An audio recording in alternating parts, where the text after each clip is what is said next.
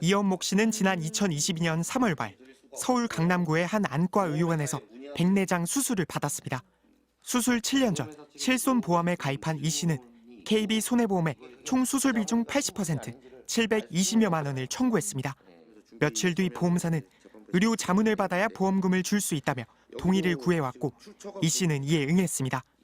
하지만 결론은 지급 불가했습니다. 의료자문 회신서에 의하면 백내장 수술이 꼭 필요했다고 보기는 어려운 것으로 생각된다라는 자문의의 소견이 있었다. 보험사가 건넨 의료자문 회신서입니다. 환자가 시력 불편을 호소하면 백내장 수술을 고려할 수 있겠지만 시력 불편이 백내장에 의한 것인지 명확하지 않은 등 수술이 꼭 필요했다고 보기 어렵다고 적혀 있습니다. 그런데 그 문서엔 병원 직인이 없었습니다.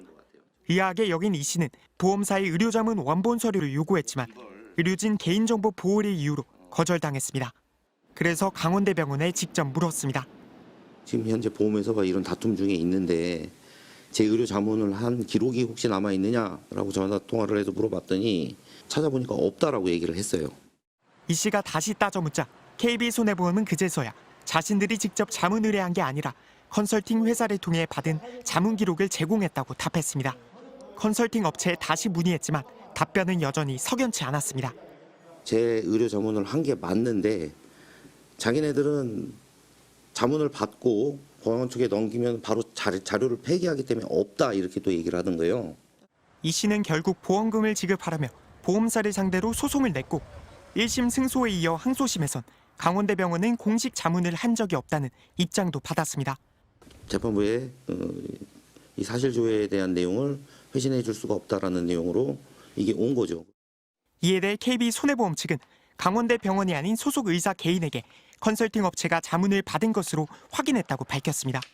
또 보험사가 직접 의뢰할 경우 보험사에 유리한 결론이 나온다는 오해를 살 수 있어 중개업체를 쓰고 있다고 설명했습니다. MBC 뉴스 류현준입니다. 자, 이 사안 취재한 사회팀 류현준 기자 나와 있습니다. 조금 더 이야기 나눠보겠습니다. 자, 류 기자.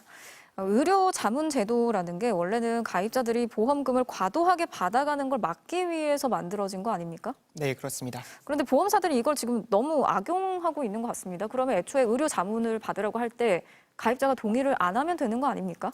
네, 현재 보험사들은 의료 자문에 동의하지 않으면 지급을 일단 미룹니다. 마냥 기다릴 수 없는 가입자들은 결국 동의해주고 마는 경우가 많은 거죠.